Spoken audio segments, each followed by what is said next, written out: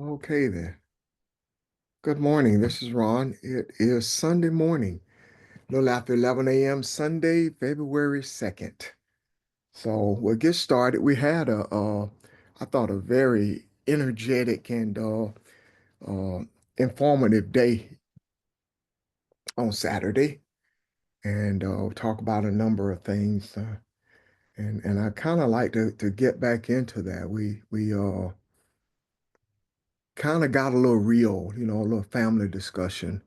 We talked about masculinity a little and femininity, and I wouldn't mind kind of getting into that a little bit more today, if we will. But I first want to see if you guys have any questions, see where you want to take us.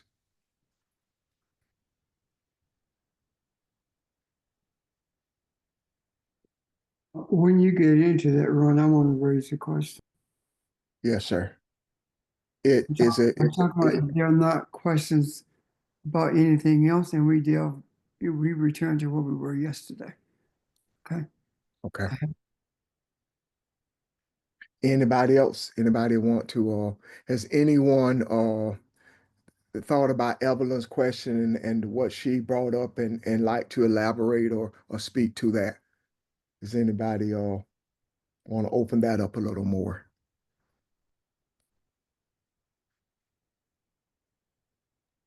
If there's no question about opening it up some more, what I want to raise probably is going to open it up. Okay.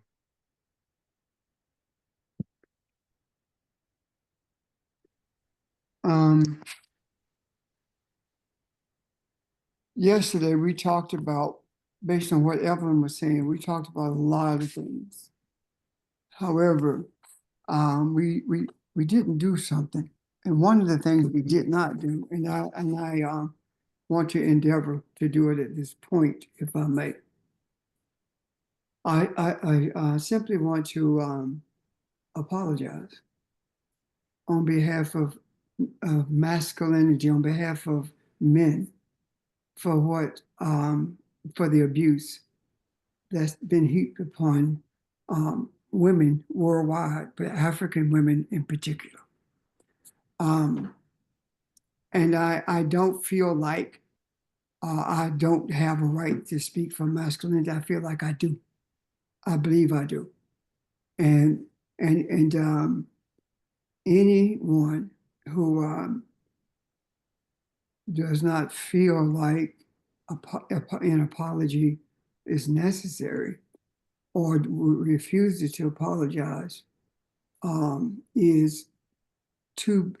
If you think you're too big to apologize, then you are too myopic to lead, whether it be home or wherever. The question that I want to ask is this: based upon what we talked about yesterday and the excruciating pain that was exhibited by Evelyn, however, it was not Evelyn's pain alone, it was the pain of melanated women, period. And I want to raise a question based upon masculinity. We as males, and let me preface this by saying I don't disrespect women, never have, never will. However, when I speak on behalf of masculinity and say we as males, I'm talking about those who have really hurt women.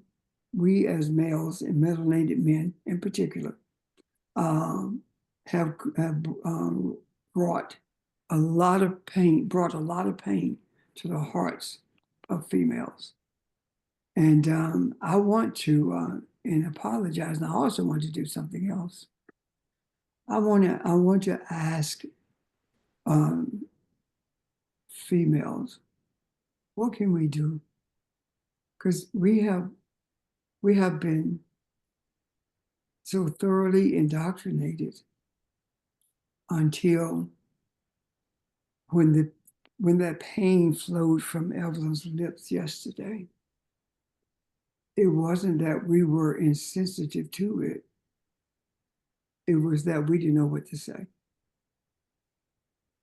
And I think that our not knowing what to say is because we have been blind to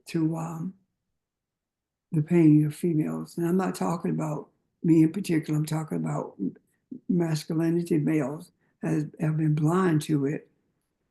And I think the blindness was purposeful because we didn't want to look at the ugliness of it and did not want to lose what we thought was control as opposed to manipulation and abuse. Kind of sounds familiar. Go ahead. We didn't want to lose control. Is that not a European mindset? It is. And my preface to that was alluded to that, but yeah, absolutely, it is, Ron.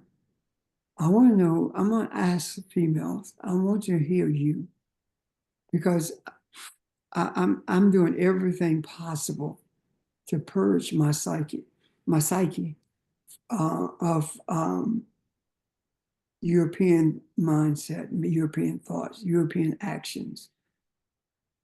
My quest to the ancestors, as I mentioned yesterday, is for me to have a clear Kemetic priesthood mindset.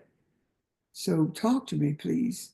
Um, any of you guys, females, and if a male has something to say in regards to um, what we can do to change this through through the macro, what can we do to heal?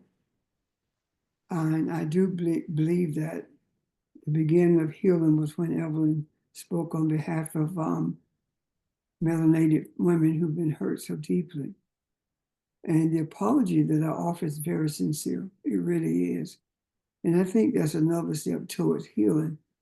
But I think that we need to see some things from your perspective that we need to contend with. And again, that's male or female respondent. Thank you.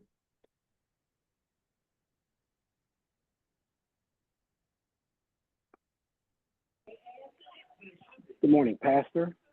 Yes. Good morning, everyone. This is GC in Philly, and I just want to personally, say that I know in the past we have had conversations where people have expressed themselves in a way that we were able to receive. And I know for me personally, to be slow to speak and quick to listen. As I listened yesterday to the podcast, and I know I have the utmost respect, for women, the utmost respect for my wife, the utmost respect for the cosmic mother. And I just want to just say that if there was anything that I may have said or done, to cause any heartfelt hurt, I just ask total and complete forgiveness on behalf of myself and masculinity. To heal the wounds, as you say, we all have heard about the American dream or want to live the American dream, but as we come more into a Afrocentric understanding and more importantly, our African life of now what we know, I just want to do everything I can to be supportive, to listen, and to be able to reach out in whatever way I can. So I'm truly grateful for what's being birthed as we go into this new season in terms of 2025. But let the healing begin, and I know it all starts with me. So I'm grateful to be able to hear what I'm hearing, not just passing through my ears, but being able to hear it with my spiritual ear, that we can bring loving kindness, harmony in reference to the Kemetic priesthood, the teachings that we're receiving, and so I just wanted to share those thoughts. But I'm deeply grateful, for the feminine energy. I'm truly grateful for the women, who have birthed us, that we're able to appreciate life. So thank you for letting me share those thoughts. And if there's any questions or comments, I'm willing to answer. But thank you all. Thank you to our women, for who you are and who you were created to be. And that's to be respected. Thank you, Pastor. I'm done. Thank you.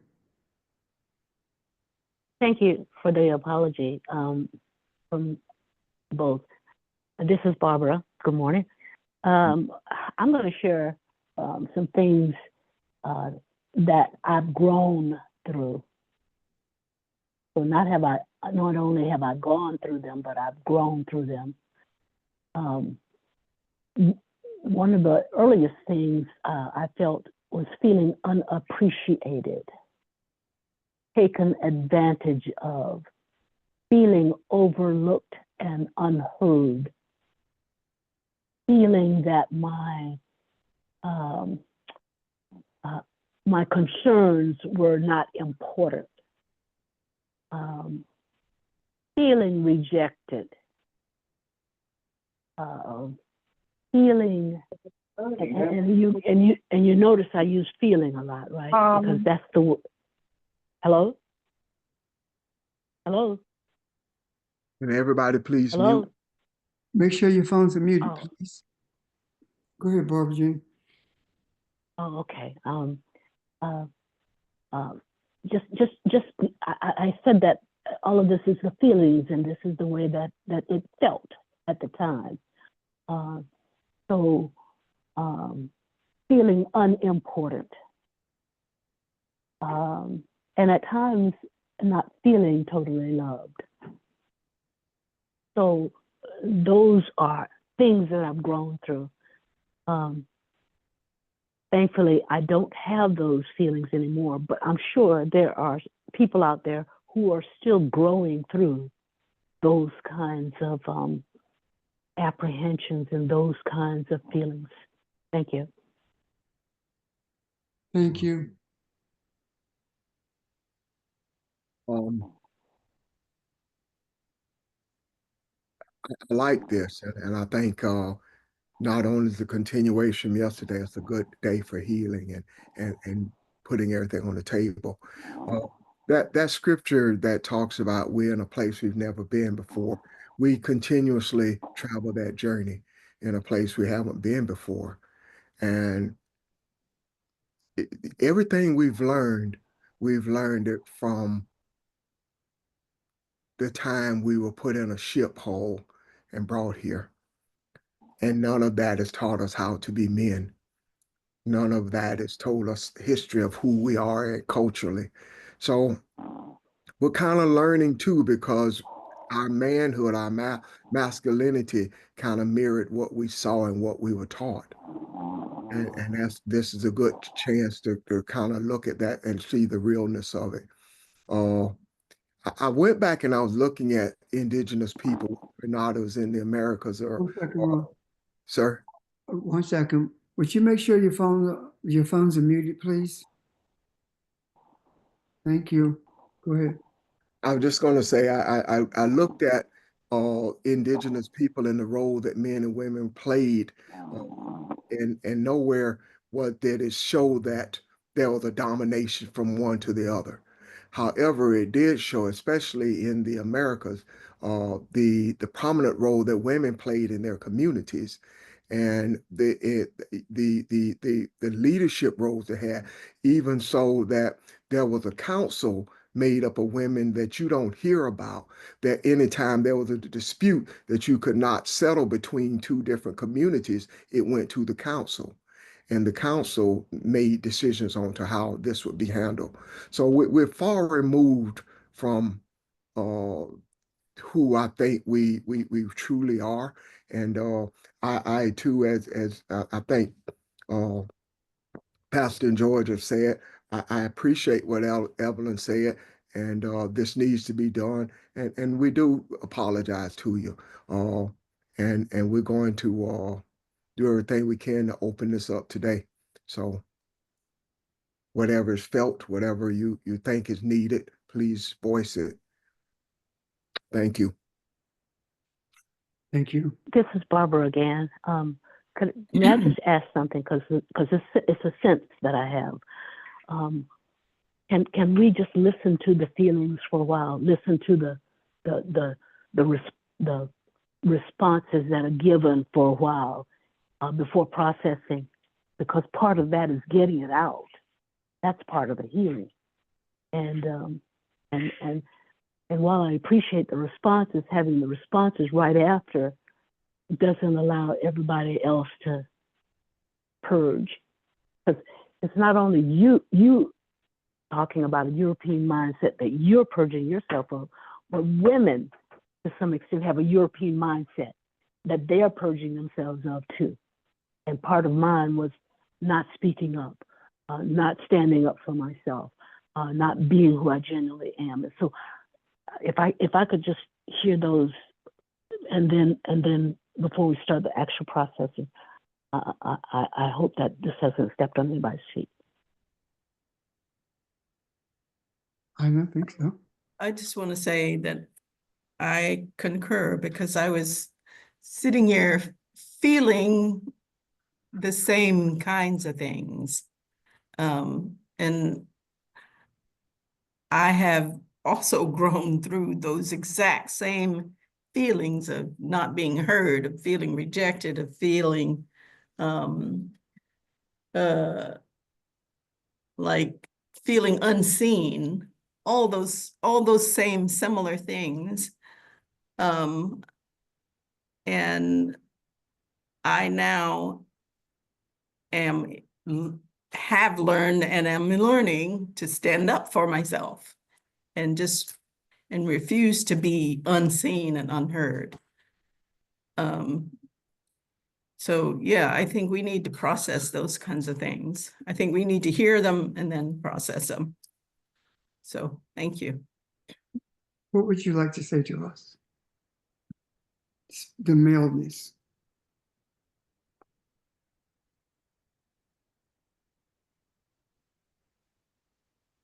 Audrey, Barbara? Anyone else? I don't want to.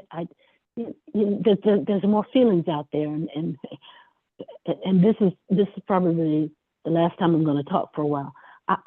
I want to be acknowledged for who I am, for what I am. I want to be thanked for those things that I have contributed. I want to be, as I said, appreciated. I want to be not overlooked. I want to be not taken advantage of.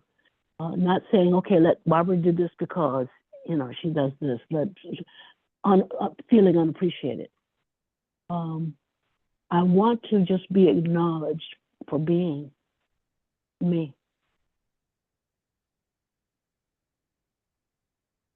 Thank you.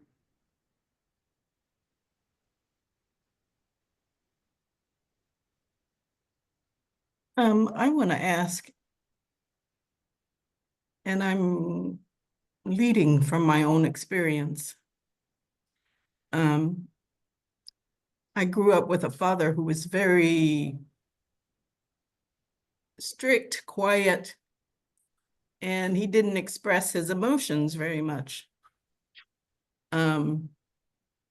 And I have come to realize that it was because, well, let me back up. I grew up in the 60s and 70s. So now I have come to realize it was his way of protecting me. And I didn't realize this until a friend of mine, I was talking to a friend of mine, and I was— Hold 1 second, please. George, would you mute, please? You said George. Go ahead, Audrey. I was talking to a friend of mine, and this has been like 10 years ago. And she said, and I was telling her how I kind of felt about it and the conflict that I had with my dad, because he was he wouldn't allow me to do things that my brothers would do, or he wouldn't. And she said to me, maybe he was trying to protect you. And I had to think about that for a little bit. And I finally realized that, yes, maybe he was trying to protect me because of the volatile cultural stuff that was going on back then. But it also left me growing up feeling unheard, unappreciated, just because he didn't express what he was doing. He didn't express any of that to me. And I really appreciate that in my adulthood, I was able to come to terms with all of that and forgive him for that. But I think there's probably a lot of women out there who have experienced the same kinds of things, who also need to process and heal through that. Anyway, I wanted to share that because I think that's an important part of who women are in terms of their relationship with their fathers, and fathers first, significant others afterwards. Thanks. Thank you.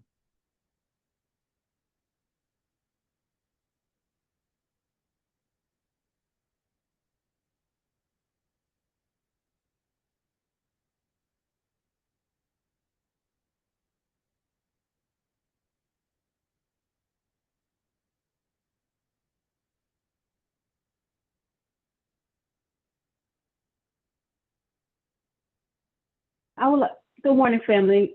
This is Evelyn.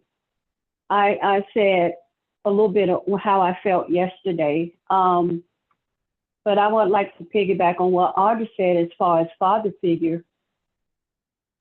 I did not have a good relationship with my dad.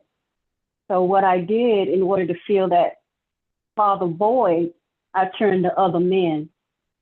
I thought they could fill the void that I had in my life. And I don't mind telling you, I'm transparent about myself with some things I would tell and some I don't. I will not tell. But anyway, I turned to other men, thought that they could fill the void that I had. And I kept going and going. And I even turned to pills, because when you have a void, you try to fill that. And I didn't know what was going on until I came into the faith family. And I'm sure I'm not the only one. But right now, we at the point we want to be healed. We don't want to cry inside anymore. And that's what I was doing. I would cry inside. Again, like I said yesterday, I'd be in my car crying because my mate had hurt me so bad to my soul. And I had nowhere to turn. I couldn't turn to my mom because she went through the same thing I did. And I'm at the point in my life when I want to be healed, when I want to be helped, I will cry out.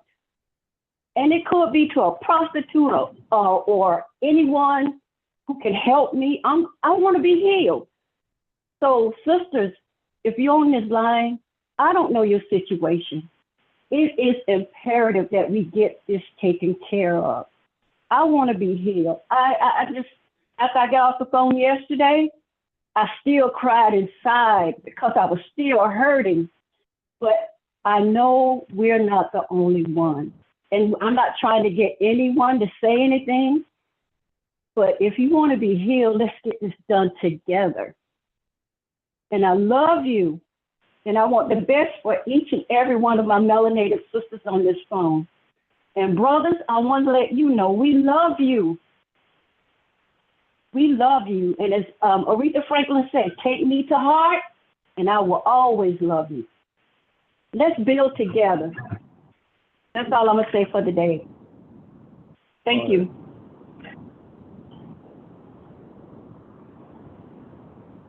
want to ask a question. Based on what,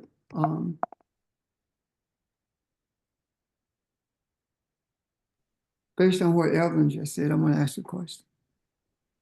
Do you think, Audrey, when you were talking earlier, do you think that that kind of a relationship with your dad, do you think that it had a bearing on how you, not just you, but the females had respond to their mates?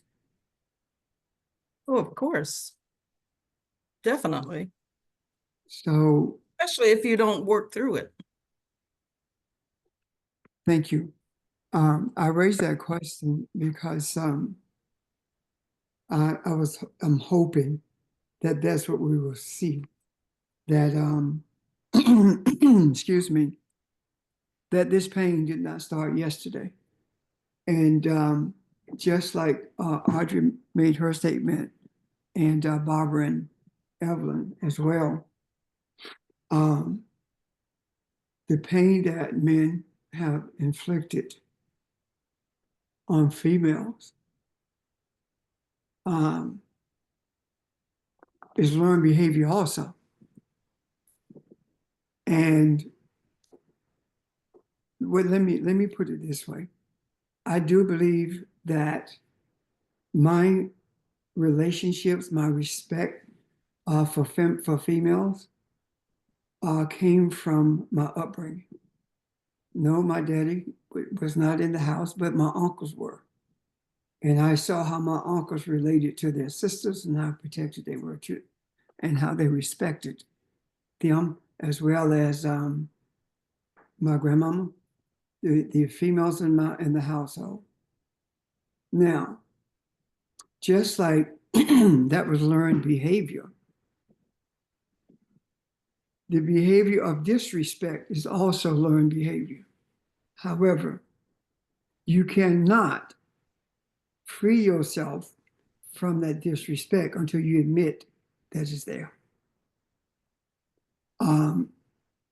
Why do you say the things you say? Are you treating someone the way that you were treated, or did you observe the treatment or the interactions that brought you to the place where you interact the way that you do? I just believe that it takes honesty on the part of the male, just as the honesty that's coming through from the ladies who've spoken this morning. And I'm observant more than more than you know that I am. And I'm very keen at listening to statements, innuendos that actually are disrespectful to females in particular. And yes, males get disrespected too. However, right now, I'm talking about the disrespect for females.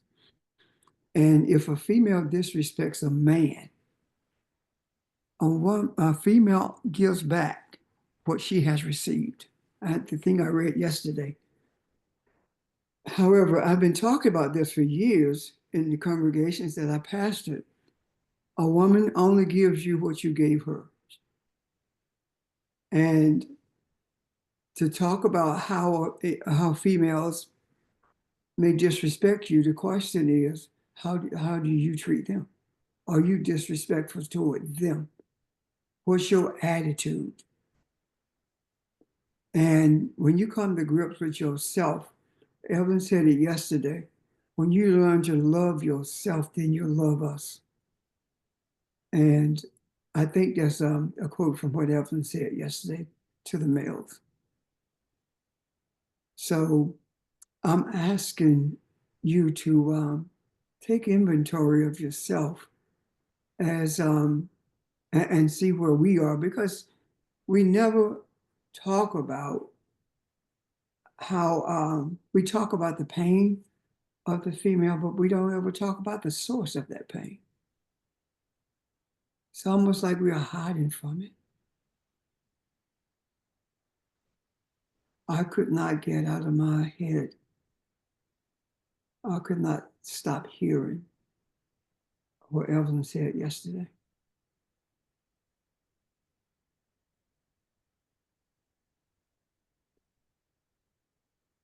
And I don't want to be the only one speaking.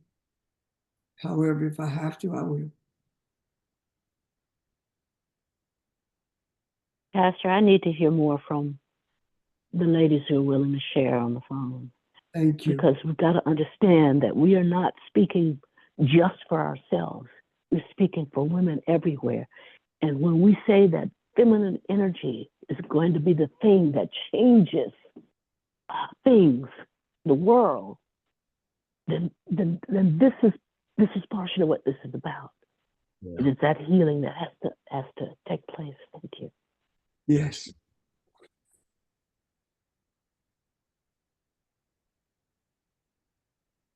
This is Cheryl. And yesterday, because I had my grandbaby with me, my great grand, and he was busy. But you pierced me to my soul yesterday because what was described yesterday and what we're talking about today is an experience that every Black woman has. And you go through it and you grow through it, but the pain is still there. It doesn't go away because our men are so intent on proving themselves that often they forget that we're the backbone of the family. We take care of you and your needs and your children. We make sure that you go to your doctor's appointments. We make sure that you eat when you would forget because you work so hard. We know you work hard. You work harder than anybody has to or should have to work. Many of you have to work 2 and 3 jobs to take care of your families. And we appreciate you. We try to show you that we appreciate you, but often it's taken as, well, that's what you're supposed to do. That's what you should do. That's your job. Well, it may be my job. And yeah, it can be expected. It should be expected because I'm the mother, I'm the wife. But I'm also the doctor, the nurse, the accountant. I mean, people get paid big money to do what you do as a mother, as a wife. But that money is not what we're looking for. We're looking for respect. We're looking for appreciation. And it doesn't even have to be in words all the time. It can be in treatment. The way we treat us. We're not treated as though we're treasured. We're not honored in a way that lets us know that you see me. I don't care about anybody else. And for me, what I learned is I save my emotions for my family. I don't put my emotions in my job or other stuff that's going on. But for my family, and when I say my family, I mean not my immediate family, but my people. I save my emotions for you. I share my emotions with you, not with these clear people, because most of them don't really care about us. And that's okay. As long as I know who you are, I know where to put you, and I go on with my life. But it's very painful, the lives that we Black women live. And yet we still manage to find joy. And my support has always been women. It has always been other women who would encourage me. It has always been other women who have said, well, have you tried this? Have you tried that? In a very non-judgmental way. And so, that feminine energy is very much alive and it's very real. And it's one of the reasons that we are able to survive. But we should be able to rely on our men for the same support that we give them. And many times we don't get it.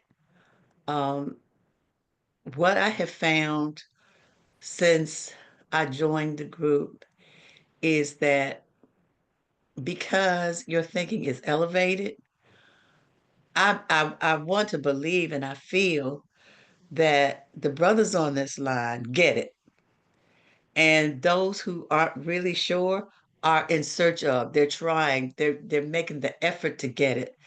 And so I find that very encouraging. And like I say, you have enlightened me in so many ways. And I appreciate all that you say and all that you do. And I appreciate the fact that we're on this journey together. I'm trying not to cry because it really touches me. And you all touch me in ways that you cannot begin to imagine. But I know that you're making the effort. I know that you mean what you say. And I just find that so encouraging and I appreciate you and I applaud you. I'm done. Thank you. Cheryl, thank you. This is Barbara. You said something that touched me. You said that we needed to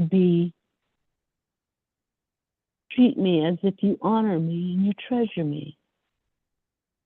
That touched me because where your heart is, you treasure where your heart is. And you also said we need to survive. But the other part I heard in what you said is not only do we need to survive, we need to thrive. And we can thrive when we feel treasured and honored. And you'll find that our mates are made to feel the same way because we've always said it, we just said it. What we receive is what we give, and probably even more. Thank you. Thank you.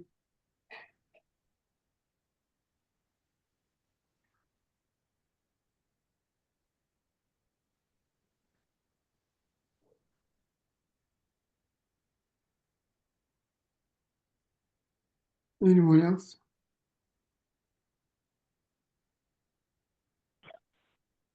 Hey, good afternoon, everyone. And listening to the lesson on yesterday and listening to today, I want to apologize to everyone who I've done wrong, knowingly and not knowingly. The question that I have for the females, and I'm just going back because I listened to what Miss Evelyn said about 8 or 9 times yesterday. And she stated that she wants to be protected, or females have to be protected. And I thought about that. And how I protect people is based upon I will keep you encouraged when I protect you. When I protect you, I will celebrate you. When I protect you, I will give a critique. And a critique sometimes has some good in it, and sometimes it has some not so good in it. And in my protection of anyone, I will give you criticism. So when someone says they want to be protected, male, female, it doesn't matter. Can you live with the person that's giving the provision of protection? Can you live with their criticism? Or if you're protecting someone, you don't give any criticism. You don't give any critique. You just celebrate them. You just keep them encouraged. How do you protect? Is that a fair question, Reverend Richard? Do you understand the question, or does anyone understand the question? I'm going to protect you. Anyone that sit at the same dinner table I sit at spiritually, I'm going to protect you. And my name good. So if I'm protecting you, there's going to be some criticism in it. There's going to be a critique. You all critique me, but this is not about me. Ron said I struggle with between George and quicksand. That's criticism and a critique. I'm cool with that. So in protecting an individual, whether it's male, female, your neighbor, can you protect someone without giving a critique or criticism? Thank you very much. Pastor, may I respond to what George said or asked?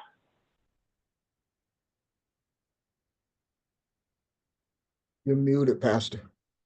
Oh, go right ahead. George, you're missing it. You're not hearing us. And that's the problem. You're not hearing not one of the females this morning. You may listen, but you're not hearing us.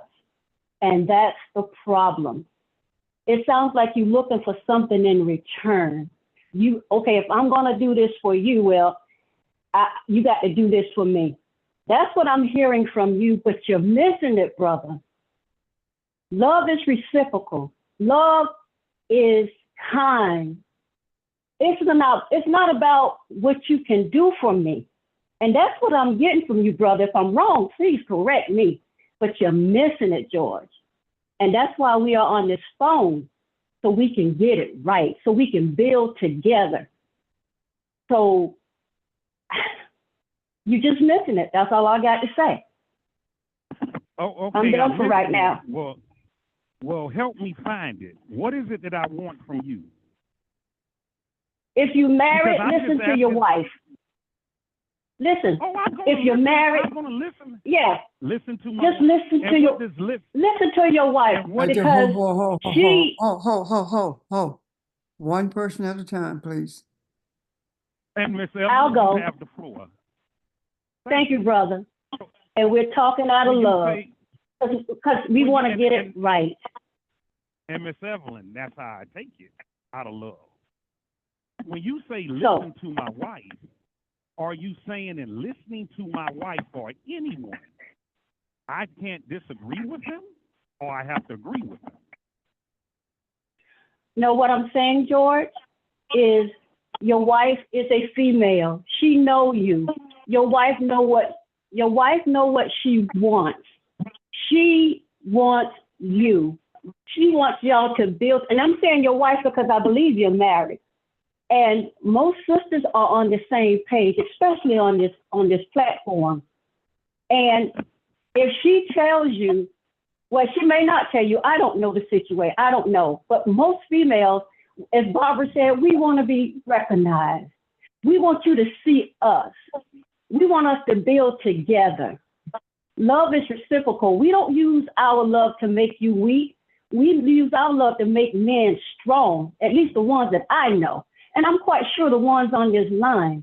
But you're not getting it, brother. That's all I'm saying. I'm done for right now. I'm not getting it, and I want someone to help me find it. And I think the best person who can answer this, if I listen to Monique, is Monique. So if Monique on this phone, Monique needs to say, yes, my husband does listen to me. And in some cases, he doesn't listen to me all the way.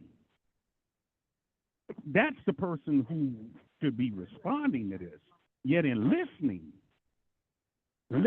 does not mean everyone is going to be on the same page. I'm listening to you, you listening to me. We ain't on the same page, but it don't affect nothing.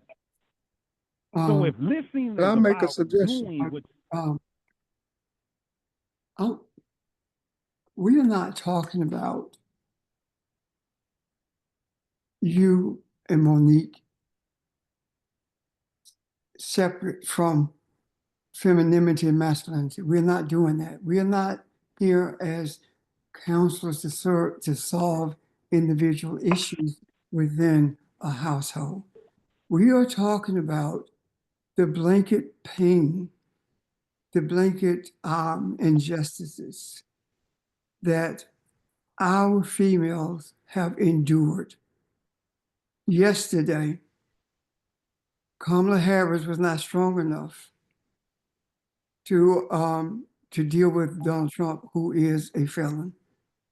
If she had been like he was, she would have been an angry female or an angry Black woman. Her intellectual capabilities were shown in no uncertain terms, yet she wasn't enough.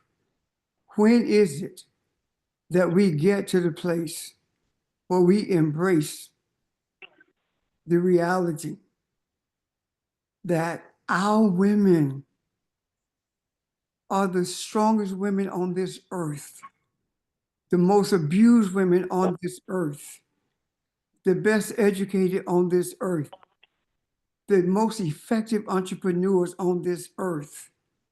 Our females have suffered abuse because they love us, and sometimes too much, loving beyond how much they love themselves.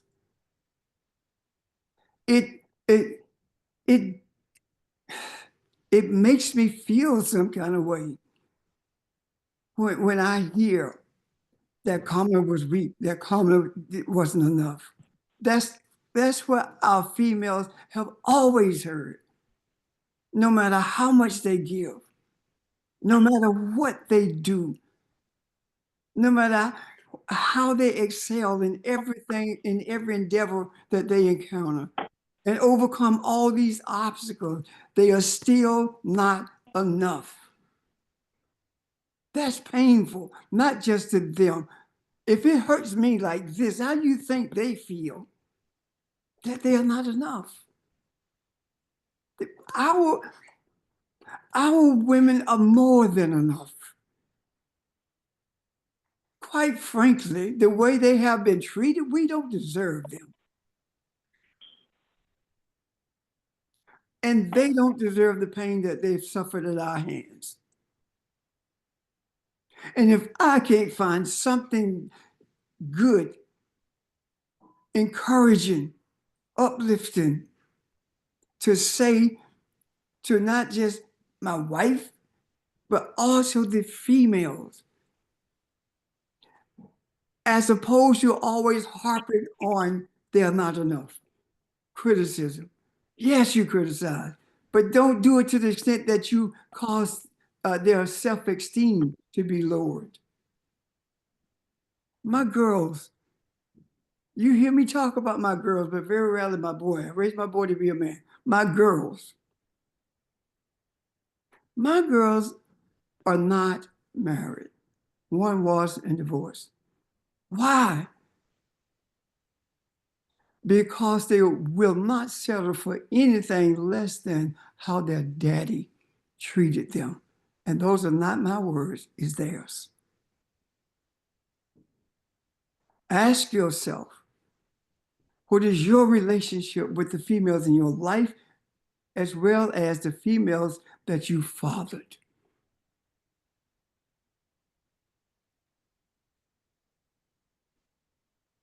We have to change the paradigm.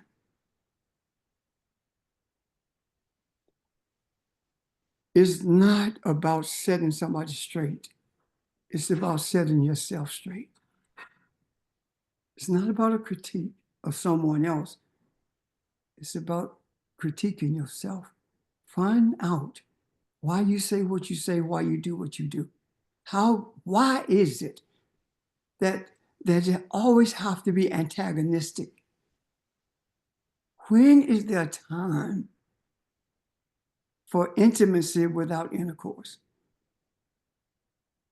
When is there time to be the father, to be that you are supposed to be, so that you can have intimate conversations with your daughters and the friends of your daughters?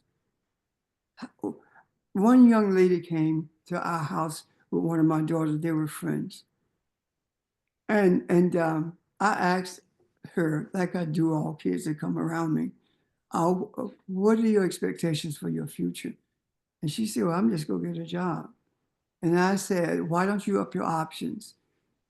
And I said to her, why don't you why don't you go to school, go to the military? She says, I don't want to go to the military. And I don't think I'm smart enough to go to school, meaning college. And I said to her, it's not that you are not smart enough, it's that you've been told that. But I want you to do something for me. Don't come back until you have a response other than you're not smart enough. When she came back to me, she said, Reverend Richard, I thought about what you said. And I was scared that I wouldn't be able to go. Talk with her now. She's very successful in what she does. Her parent had told her, her male father had told her that she was not smart enough to go to school. That changed her life in relationship to males, with her relationship to males. She said years later, there are still some good men out there. It's just hard to find them. I'm saying to you, that should not be the case. We should not have selfish expectations. We should not have words of manipulation. We should have words of consolation. We should not just want to embrace when we want to lay down with them. We should be able to embrace simply because of the connection that you have, as opposed to your physical needs or desires. It's more than that. So please,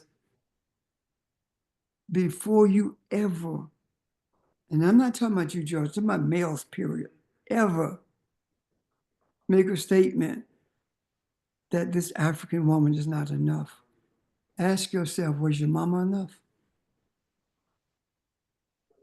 I'm done. Oh, okay, Rev. Into the body. I'm seeking information. When I see the female doing wrong, and I know she's doing wrong, am I to keep my mouth shut, or how do I approach when the female is doing wrong? How do I approach when the male is doing wrong? How do I approach someone I don't know that I know they're doing wrong? Help me with my approach. If I know she's about to do wrong, I know that snake around the corner. Am I to tell her something? Or what am I to do here? I'll make a suggestion. Yeah. Can I make a suggestion? We can talk about this from today, from 2 weeks from now, where everybody's going to get their thoughts out. I promise you that. I like what Barb said in the beginning. We were on a flow with opening up, because the guys talk all the time. I would like to know how people feel, the women. George, I promise you, you'll get it out. And we're not going to forget you and come back to it. But I just want to say, if any of the women don't feel comfortable talking out loud, send me a text. Send somebody a text. But we like to know how you feel. We had a flow going here. Either one of them. Yeah. And I like to continue that. And I promise, guys, everybody going to get a voice. If that's okay with you. Can I just respond to George for just a second?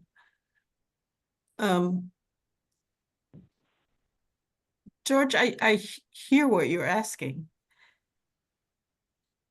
And I think there's a time and a place for that. When somebody's doing wrong, of course you respond to them doing wrong. this is not where we are right now. Right now, we're at a place where people are hurting. People are feeling, people are acknowledging their soul feeling.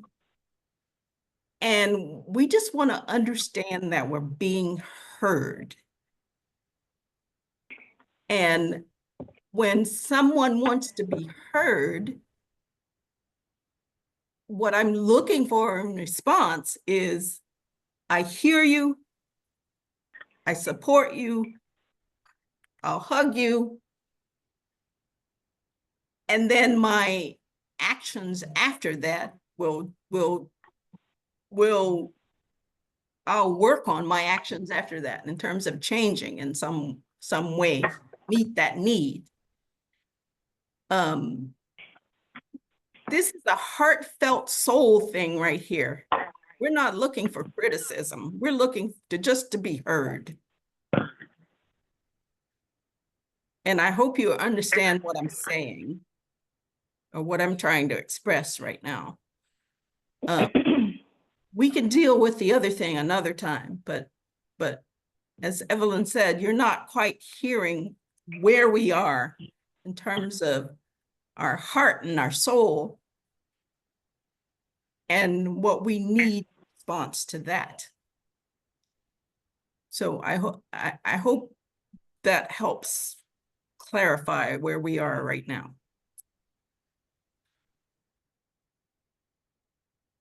Thank you, Audrey, for saying that. This is Kathy. Good morning, family. And thank you, Pastor, for what you said before Audrey spoke and before George made his comment. As George clicked on, I had clicked on as well at the same time. And he spoke first, and that's fine. I've been listening. I concur with everything the women have said today. And it's hard for me to speak right now because I really feel this on such a intense level until it's just hard because of all the adjectives and things we said today. The thing that just keeps coming back to me and that is obvious to me through the dialogue that just happened is another key factor that's missing from everything that we said is that we seek only to be understood. As I listen to that dialogue, when we're saying you're missing it, we're seeing you're not understanding where we're coming from. It's so many things going through my mind right now. When I think of understanding me, I want to go to something George said a moment ago about criticism based on right and wrong. First of all, right and wrong is relative. Just because you may think my wrong is wrong doesn't mean it's wrong. That's your judgment. But I look at us as women and all the things that we've been through with our men. When there's a time for correction, so to speak, and I'm going to use that term, correction, as opposed to say criticism. Even when we are giving correction, we give it with love. If my man is not doing something the right way, I don't come in and say, hey, you're not doing this. What I would say to him is, hey, babe, what do you think about if we do this? And let's try to strengthen our bond by doing this. I'm going to get the results I want without tearing him down. Why can't we get that same respect? Don't seek to find ways to tear us down. Seek to find ways to understand who we are. We are strong. And it has taken me a long time to step into my truth. But being in different relationships, not feeling appreciated, choosing not to settle, and okay with not being married. Very, very okay with that because I made the decision I will wait and I will be in the company of my sisters and those who support me and love me, and I'll be strong in who I am and not feel denigrated for my strength. Because when we're strong and we're intelligent and we stand our ground, that's when we're angry, they say. We're the angry Black woman. When we try to come from a place of love, then we're not strong enough. We're too soft. It's always a balancing act for us. And for the first time in a long time, even before this conversation started, I made the decision to walk in the truth of who I am. And if you don't get me, that's okay, because I got me. I'm beginning to see who I am, and I love who I am, and I will not let anybody take that away from me. But for so long, we have had to conform. We have had to be the ones to give, and whatever modicum of affection was thrown our way when it was chosen by the male to give it, we accepted that and went on. But when we walk in our truth and speak up and say no, the example that Pastor gave was him encouraging someone who had been beaten down, and she got the spark and walked in her truth and went on to college to become successful and doing whatever. And it's not even about going on to college. That was just his example. We are, for the first time, loving ourselves enough to say, like Evelyn said yesterday, enough. We don't want to just take the crumbs anymore. We don't want the scraps from the table. We deserve better than that. And it starts with you listening to what we're saying and hearing us and seeking to understand. You have no idea how much women seek to understand Black men, because we know you've had a tough plight. You have gotten the bad end of the bargain too. But instead of embracing each other and building each other up, we grew up in a culture that taught us that we were opposed to one another. We were opposites, and we were in this competition, and we seek to tear each other down and one up the other. We don't want that. We have never wanted that. All we have ever wanted was to love you to the full extent of who we are, and to have that love reciprocated back to us so that we can feel cherished and seen and heard, appreciated. I love the word my queen now. We're using those words again. But don't let it just be your words, because we will treat you as our king if you understand what it means to treat us as your queen. And just this dickering back and forth, who's got to be right? I got to find. Even if you find fault in what I do, there's a way to tell me. You don't try to break my spirit to put me back in a place of conforming. We have found our freedom. And that freedom says the freedom to be okay to love ourselves for once and not feel guilty about the love we have for ourselves. And we're not going to apologize for that. Do we get it right all the time? No. But please understand something, neither do you. So if we are two imperfect vessels that are making the decision to love one another, please understand that's going to be some give and take on both sides, because you're not always perfect. Don't expect me to be something that you're not. Accept me with my flaws and love me. And I promise to do the same thing for you, because you are not perfect. I will accept you with all of your flaws and love you 100% back. But respect me, see me, love me, and most importantly, understand me. This balancing act that we as Black women have had to live our whole lives of being enough or not being too much. Because boy, when we stand up, then we're too much. We're tired of the balancing act. We just want to be who we are, and love me for who I am, and let me love you for who you are. We're not the enemy. We are a perfect partnership and union when we seek to love each other unconditionally, with the understanding that there are no perfect people. And yes, we're going to make mistakes, but don't be so quick to judge me and tear me down in my mistake. And don't think that it is always your job to correct me. I'm not your child. I'm your mate. And that correction that you're seeking to always give me through criticism, maybe I don't need your correction. Maybe what I need is your understanding and your love. And hopefully that can bring some insight to this, help me to see, because if you can't see it from what I'm saying now, I don't have any other words. But thank you for letting me share, and that's all I wanted to say. Thank you. Thank you. Ashe, thank you for speaking to my spirit, our spirits. Hi, this is Teresa. I just want to say that I concur with everything that everybody has said. The hurt is real. I do know that. I've been married twice in divorce. And I haven't had a mate since 2016, all because of men not understanding who I am and that I am not going to take anything or be mistreated. That's something that my grandma taught me, to never ever let a man treat you some type of way. If it's not respectful, then we're not together. I'm so full, I can't really talk, but I do want to say that I love y'all. Thank you for bringing up this topic. Thank you. Thank you.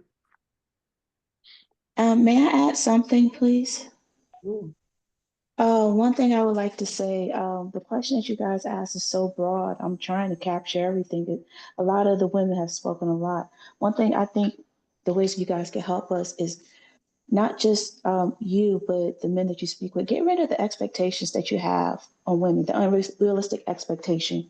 She's expected to know all the children's date of births, remember all the appointments, remember all of their social security numbers, remember their mother-in-law's birthday. They're supposed to work a full-time job, go to the gym, still be fit, cook a home-cooked meal, also, sexually still interact with you guys. And you guys are only really expected to just bring home the bacon. I'm just speaking in layman's terms, but there is such an unrealistic expectation of women. That's why a lot of them are having mental health issues. They're expected to do everything and still look perfect and still come to church on Sunday, quote unquote, and still look like this, quote unquote, trophy wife. One thing we definitely need you guys help with is eroding the stereotypes they have on women, as far as, like they said, the angry Black woman, or she's on her cycle. Not in the sense of you guys are saying that, but when you hear that from other men, because oftentimes I see that guys interact with the woman and they could tell that she was hurt or damaged from the past, and they kind of dismiss her. They're not willing to deal with her. But when they see their friends disrespect a woman, they fail to realize that could have been the root seed to cause that. So when you're interacting with young men or women, hold them accountable to what they're saying so they won't deal with this quote unquote hurt or damaged person in the future. And lastly, I know we do this here, but if you're in the workforce or in a community service type thing, creating a platform for women to speak by reading the room. If you're noticing that just the men are only the ones that are speaking, create a platform to where you're asking the women to be engaged in front of everybody else so they'll realize that they have something valuable. That's all I wanted to share. Thank you. Thank you, Myra. Powerful, powerful. Yes, yes. Thank you. This is Angela. I just want to say that. Give me 1 second.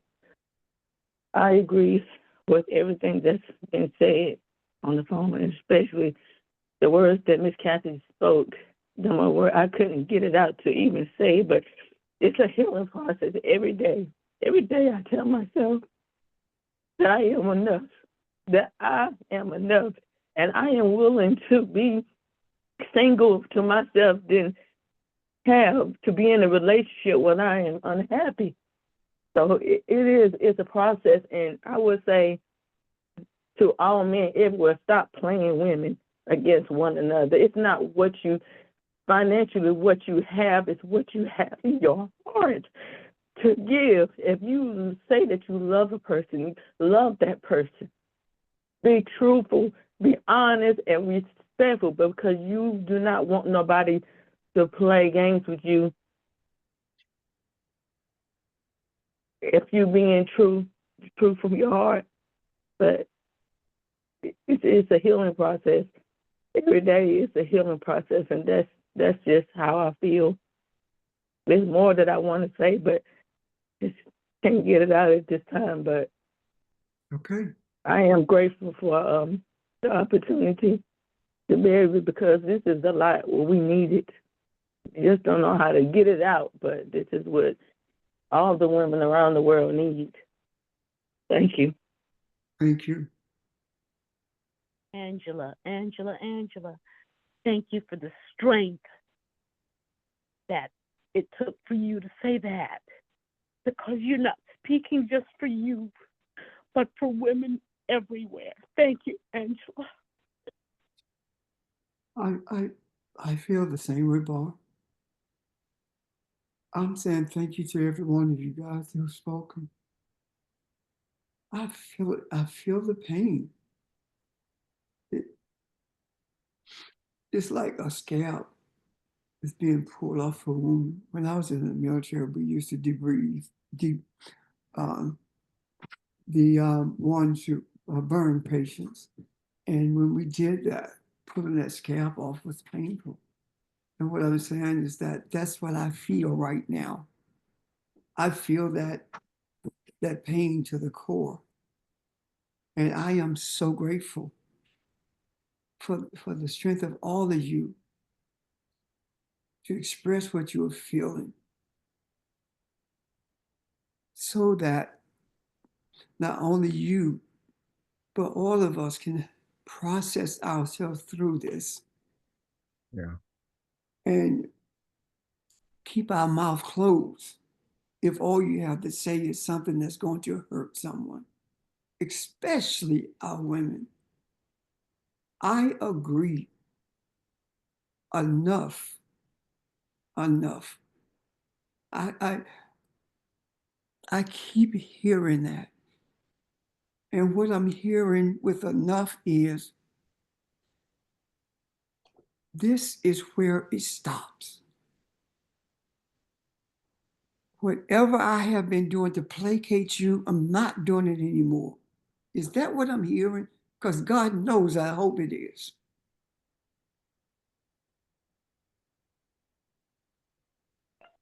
Yes, that's what you're hearing. Thank you. There's too much on the line right now for the survival of this world. If this To African, not do this. if she's disrespected, we will never move forward. The world can't move forward.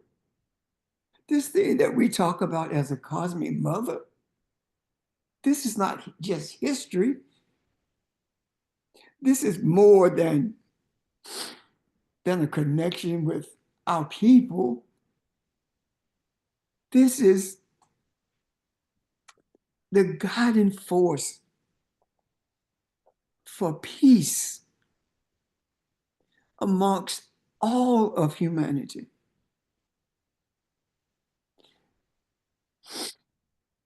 We are not here to just discuss things as we were doing when we were in Bible study at church or getting a sermon read. This is not what this is about. If you don't believe that the cosmic mother is real, then where do you think we came from? And having come from the cosmic mother, what do you think our wisdom comes from? Why are we in such dire straits?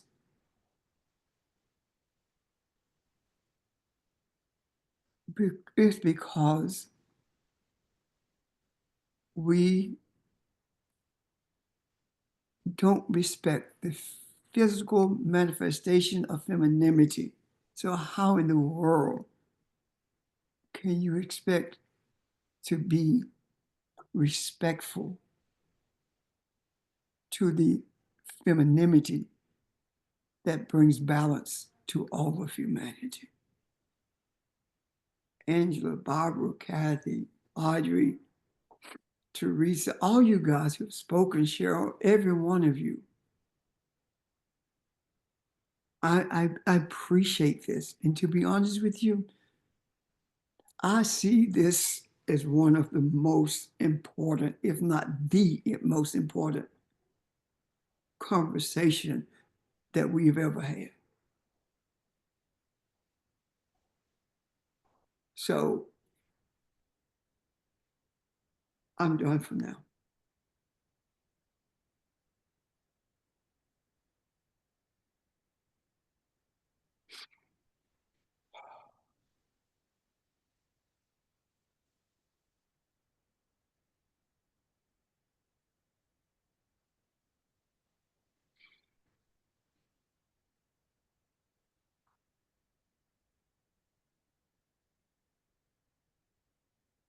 Sometimes there's nothing wrong with silence. Um, just give everybody a minute. Just absorb where we are. And anything else you got to say, ladies? You got all the time you need.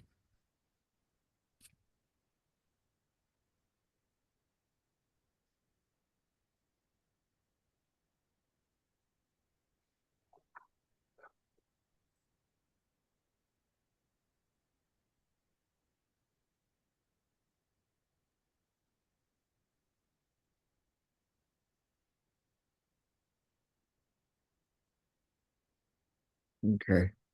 Pastor, you had a question. I'm sorry. Go ahead. Go ahead, Barb. My melanated brothers, thank you for creating the space Yeah. for us to be heard. And as you have created that space,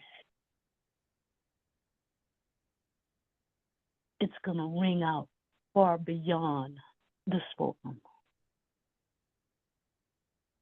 The tears of what are needed to cleanse, the tears of what's needed balance in this earth. So thank you all for being faithful enough to create that space. Process to continue and to begin and continue. Thank you. Thank you. Ashe. Ashe. Yes, thank you.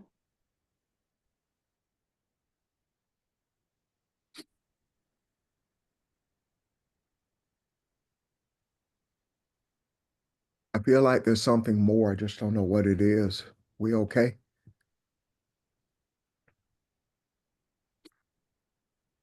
Teach us. Teach us. I think it's one thing we have not mentioned. African men bought into the indoctrination far more than African women did. The silence of that African woman was not because of indoctrination. It was because she was trying to keep peace. We bought a hook, line, and sinker. Even when our women were capitulating to the manipulation and control, it wasn't out of weakness. It took a hell of a lot of strength to let that go without challenging it, simply for peace.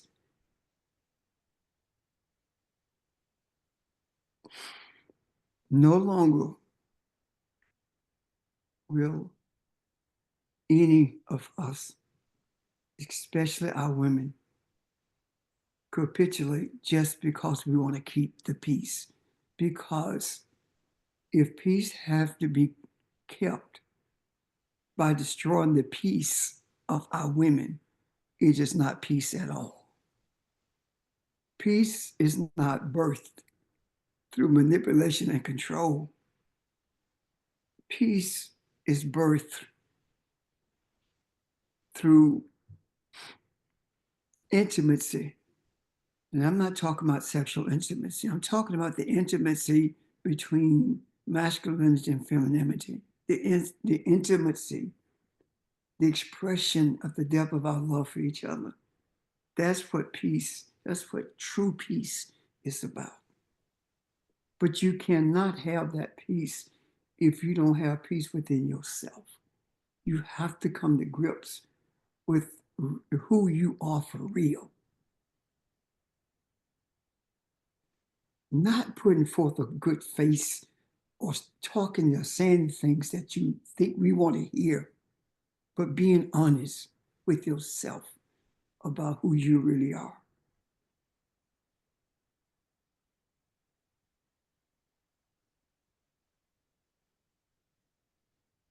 May I add one thing, please? Yes. I believe that the statements that were shared today opened the door to where women are going to be moving from I am independent, I don't need a man, to us being more connected as a community. So thank you, everyone. Thank you. Thank you for that observation.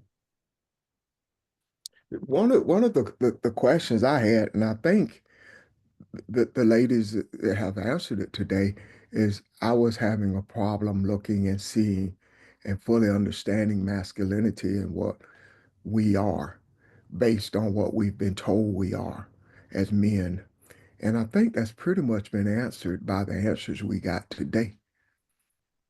You know, because the answers today opens you up to be more compassionate, open you up today to be more vulnerable, open you up today to be more supportive and sympathetic and put yourself in my shoes kind of thing. See yourself as we are one kind of thing. We are not opposed to each other. And so I got a lot out of May I add? Oh, I'm sorry. Go ahead. I thought you were finished. go ahead. I'm pretty much go ahead. I just wanted to add one thing to what was just said. I've never heard women around me say, I don't need a man. I think with my generation, and I can't speak to the younger generations, for those of us who didn't marry, it wasn't that we were saying we didn't need a man. We were saying we're not going to settle just to have a man. And there is a difference. And that's what pastors' daughters are saying. We're not going to settle just to say we have a man.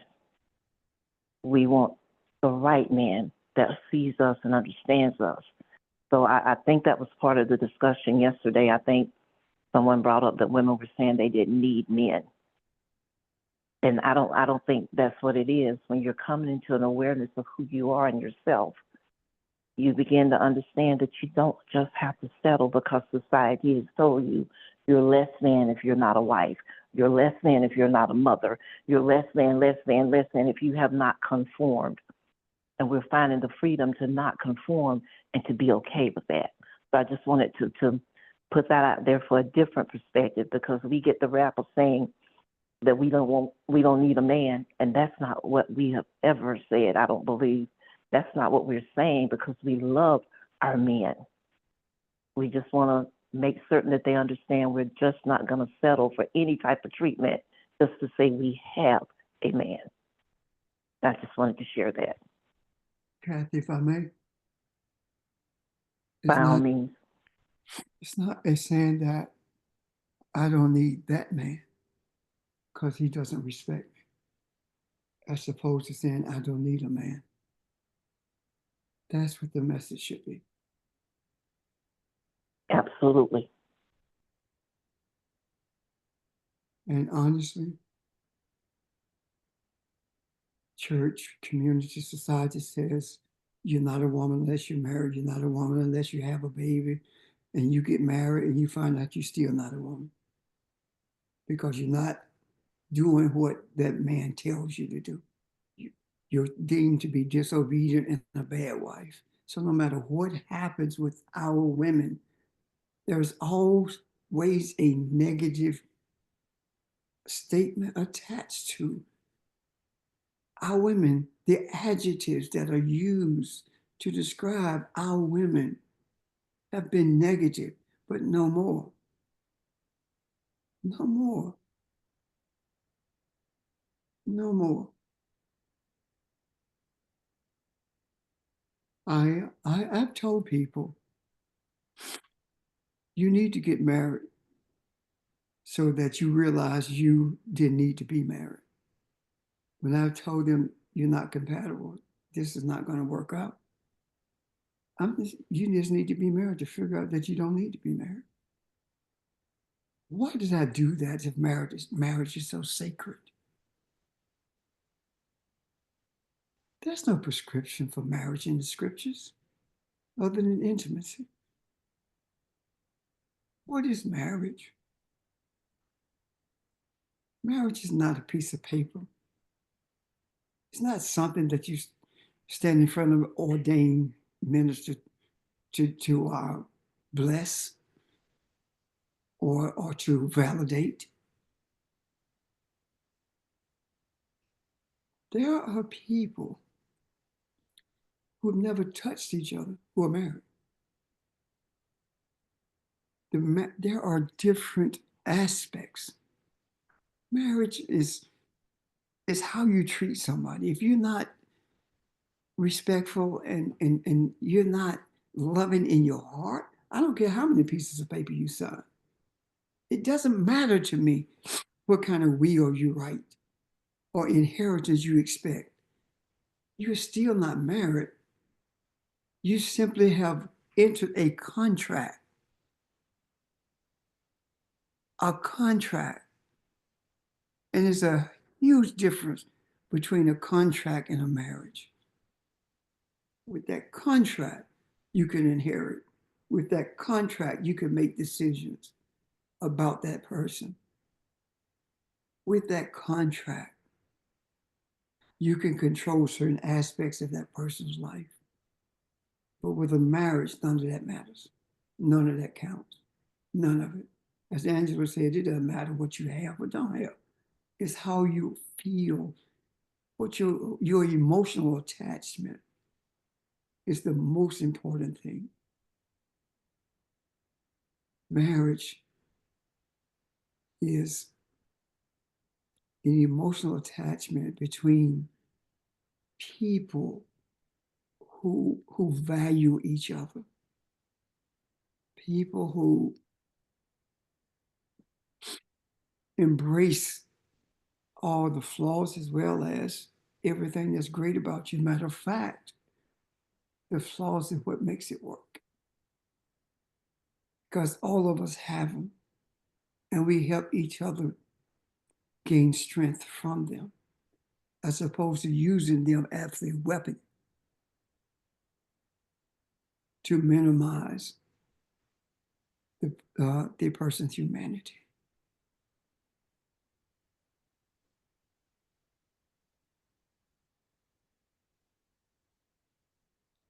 I'm going to ask a question. I'm going to ask something of you.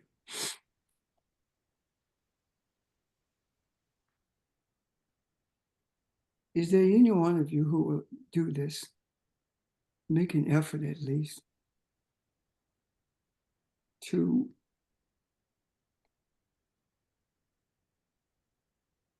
this is not the word I want, but it's the only one that comes to mind, to summarize, to bring to a place of understanding, the understanding rather of everything that we have talked about, the feelings, the emotions, the words, the promises, the apologies. Wrap that. So, because what I'm asking at the end of this is for everyone who hears my voice and everyone who may view this later, take the time after we end this session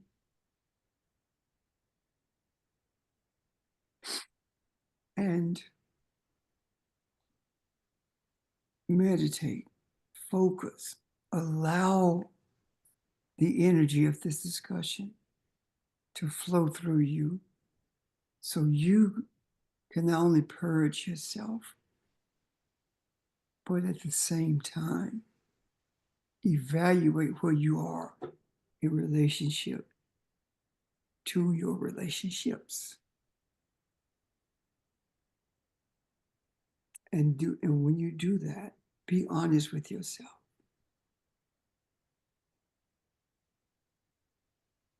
And when you're honest with yourself, purge what needs to be purged and hold on to those things that make all of us strong. So is there any one of you who would do that? Yes. Go ahead.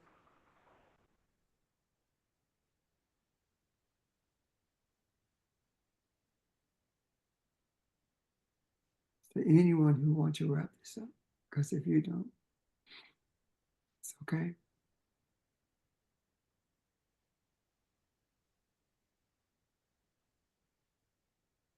Hey, this is Barbara. Mhm. You're asking for a brief synopsis of what we talked about today? Is that what I Yes. heard you say? Yes, in the form of a charge or yes, yes, yes. In the form of what? I'm sorry. Charge, like this is what we're going to do. This is what we talked about. Oh, I hear you. Heroes, Okay. that kind of thing. Okay. Okay. A lot of this has been about healing the feminine psyche, in a sense, healing the African woman's feminine psyche, with the understanding that the African woman is the mother of all humanity. And so when you heal that psyche, you heal the psyche of women everywhere. It's about purging men of their European mindset, but also about purging women of their European mindset of taking to heart that you're unappreciated and unloved, that you're feeling demeaned. We are not, and no longer accepting that definition, that European mindset definition of who we are. We have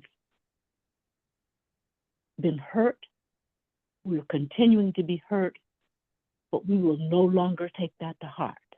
That's not who we are. We expect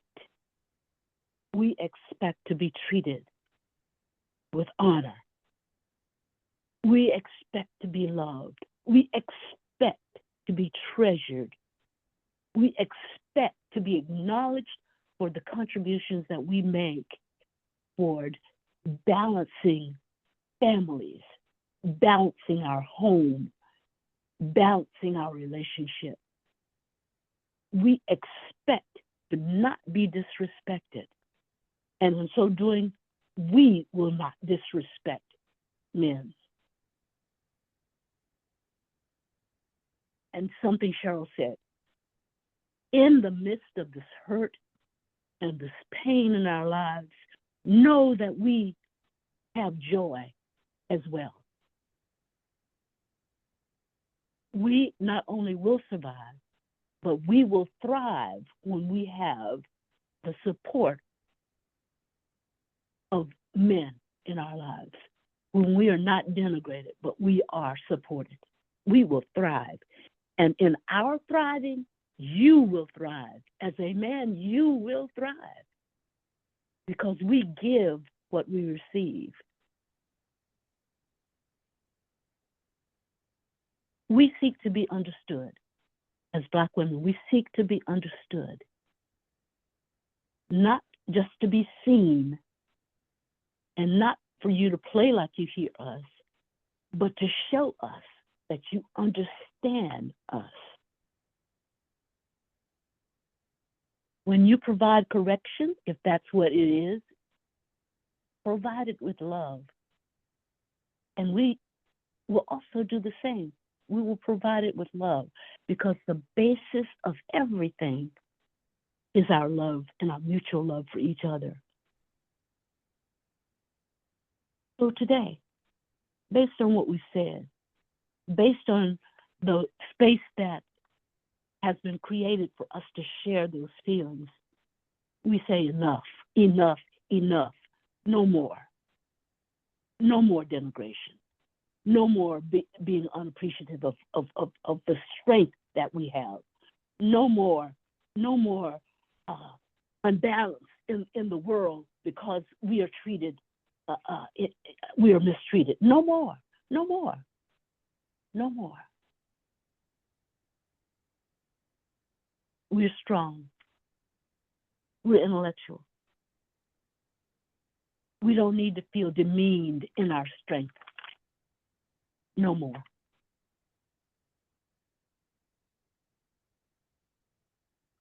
cherish and appreciate us, love us, don't break our spirit, don't try to put us in our place of conformity back into that European mindset. We refuse to do that. We are not going to be placed in the mold of the European mindset. And our actions will not be from that perspective of the European mindset. Our actions will be based on love. And that's what we expect from you. We will not be tied to unrealistic expectations. We are not to be your superwoman. We're to be your woman that you love. And in so doing, everything we do becomes super because of that love. Not because you call us that, because our relationship mutually is that of a super relationship, one that is based in love.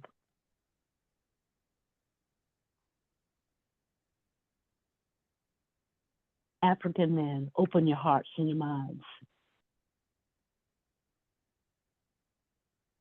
What I heard today was, teach us. African men, allow African women to teach you.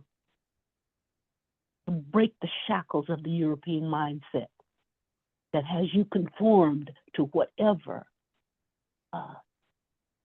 you've been conformed to, which denigrates women. Break that shackle. That's not who you are. That certainly is not who the African woman is. African women will no longer capitulate, give in, throw in the flag, throw in the white flag. We will no longer capitulate just to keep the peace as defined by the European mindset. But that is not peace, that's chaos. As Pastor has said, our peace is birthed through intimacy and a depth of love for each other that's genuine, that's not manipulated, that's not controlled. Our peace is based on accepting me and my flaws as I accept you and your flaws. And therein, in that relationship, we grow together as we not only acknowledge each other's flaws, but we grow through and with each other's flaws, so that we each become the best version, the most authentic version of who we are created to be. So, moving forward, everything that we've talked about, every feeling of hurt and pain that we have felt, every feeling of support that we've received from the African men in this podcast community, we receive it and we thank you. But also know that we give to you that as well, the support and love that you need to break the shackles of conformity with the European mindset. We will not settle with just any man just for the sake of having a man. We will settle and we will receive and we will choose and we will honor that African man sees us, that loves us, that respects us, that's open to being in a mutual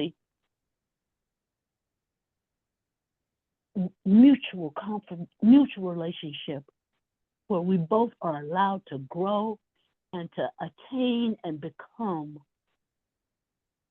the God that we are.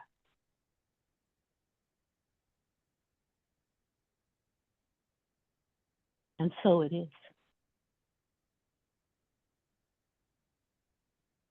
Ashe. Ashe.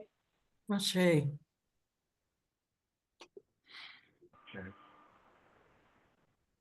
Ashe. Ashe. Ashe. Ashe.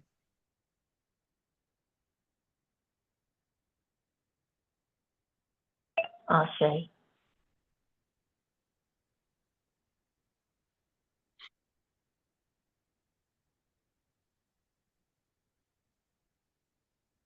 We release everything we've done and said today into the macro so that women around the world will receive this. For therein will the impetus start for correction to save our planet, save each other, and to save the world.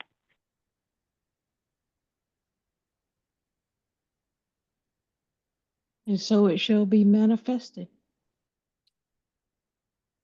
And so the declaration has been accepted, embraced, and infused into the macro. Thank you. Thank you. Say it, so let it be, Ashe. Ashe. I didn't want to leave anybody. Audrey, did you have something? You good? Okay. Great place to pause, y'all. You guys agree? Yes. Okay. Wow, can't believe we've actually been on the line this long. It doesn't feel like it. But thank you. Great day. Great energy. Enjoy the rest of your day and thank you. Bye, guys. Thank you. Thank you. Bye. Thank you. Thank you. Bye, everybody. Have a good week.